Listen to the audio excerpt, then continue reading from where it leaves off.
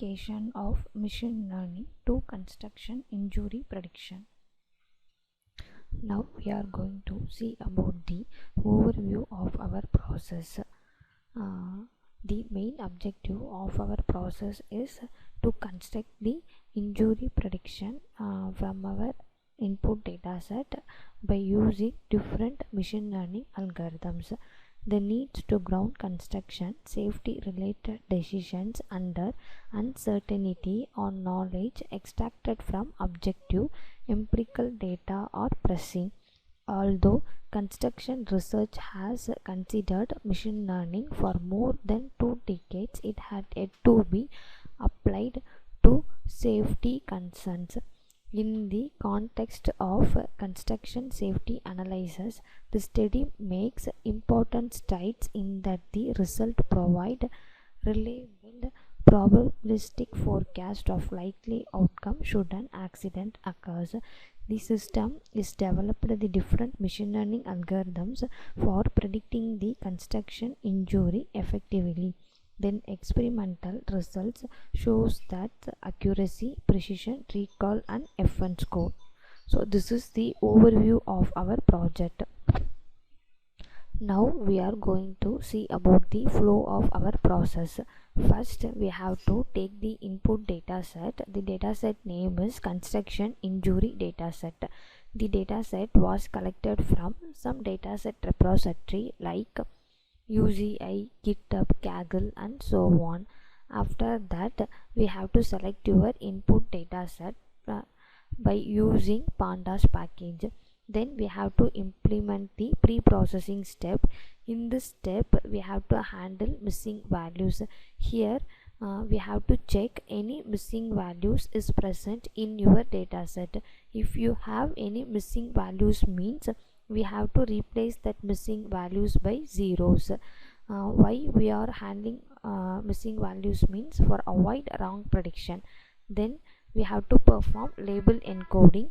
Here we have to encode the data into some labels, that is we have to convert the string into numeric integer value. Then we have to perform or drop unwanted columns. Here if you have any unnecessary columns or we are not used these columns in our process means we have to drop that unnecessary columns from your data set. After that the pre-processed data are carried out to data splitting module. Here we have to split your data set into test and train. Test is used for prediction and train is used for evaluation. The data splitting perform based on the data splittings are splitted our pre-processed data based on some ratio. For example 80:20 or 70:30. Likewise we are splitted our data set. After that the splitted data are carried out to classification module. Here we are implemented different machine learning algorithms such as AdaBoost and decision tree. So with the help of this algorithm we have to classify and predict the construction injuries. So as usual the prediction, so here we are predict the construction injuries. Then finally we have to estimate some performance metrics like accuracy, precision, recall and F1 score. So accuracy means this is the overall prediction, how your model accurately performed in terms of percentage. This is the flow of our process. This is the output, that is the demo of our project. So we are running our process in Spider IDE from Anaconda Navigator. So this is the data selection. So here we are displayed some sample of data from your data set. Then data pre-processing module. Here we have to check missing values. So in our data set they have some missing values in particular attribute. So we need to replace that missing values by zeros or calculating some median values. So after checking missing values there is no missing values. Actually the zero indicates there is no missing values in our data set because it is a count of missing values. Then label encoding. So here we have to convert the string into numeric integer value.